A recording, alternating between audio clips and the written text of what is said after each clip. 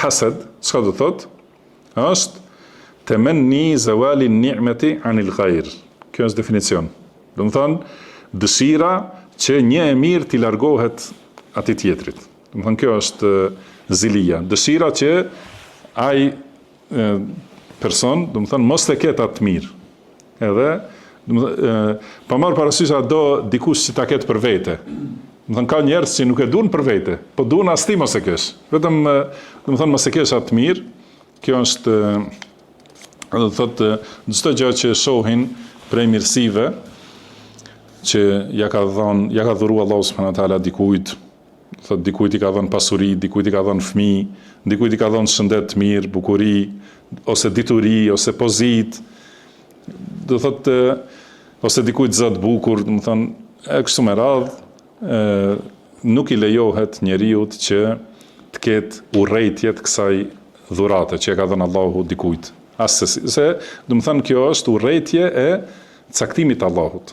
Do të thonë nëse njeriu e urren të mirën që e ka tjetër kush, do të thonë se e kundërshton gjykimin dhe caktimin e Allahut subhanahu wa taala. Prandaj besimi në qadar, besimi i vërtet në qadar, do të thonë duhet ta largojë nga zemra hasedin. Nëse ka në zemër hased, do thotë njeriu nuk është i kënaqur, edhe nëse e bën dhikrin për shembull të mëngjesit dhe mbrëmjes, a duhet ta ketë parasysh kur thotë raditu billahi rabban, do të thonë jam i kënaqur me Allahun për Zot. Do të thonë atë që e cakton Allahu, atë që e sjell Allahu, krijesat, urdhrat, do të thonë jam plotësisht i kënaqur dhe i pajtuar me atë që e ka caktuar Allahu subhanahu wa taala. Pastaj, pasi e thotë këtë fjalë, e urren atë që ka caktuar Allahu. Do të thonë nuk është besimi i tij i saktë. Edhe prandaj zilia është diçka shumë e rrezikshme. Edhe për këtë shkak Allahu na ka urdhëruar që të kërkojmë mbrojtje tek Allahu nga veprat e ziliqarëve. Wa min sharri hasidin idha hasad. Do të thonë kërkojmë mbrojtje ose strehojmë te ti nga e keqja e ziliqarit kur vepron sipas zilisë së tij.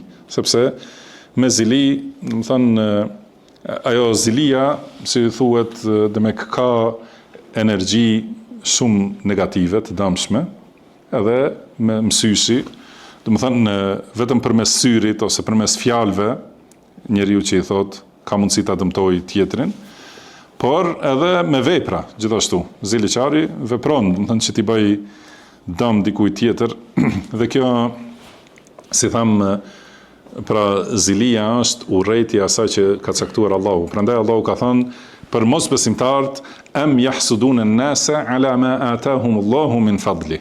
Do të thonë si kanë zili ndaj njerëzve për ato të mira dhe ato dhunti që Allahu u ka dhënë njerëzve. Do të thonë pra ju besoj e dini, nëse dikush kundërshton edhe zemrohet pse i ke dhënë njënit diçka më shumë për ndonjë merit ose për ndonjë nevojë, do të thënë jep dikujt më shumë, dhe kur zemrohet tjetri që i ka dhënë më pak, do të thënë secili e kupton se është kundërshtim ndaj atij që ka dhënë.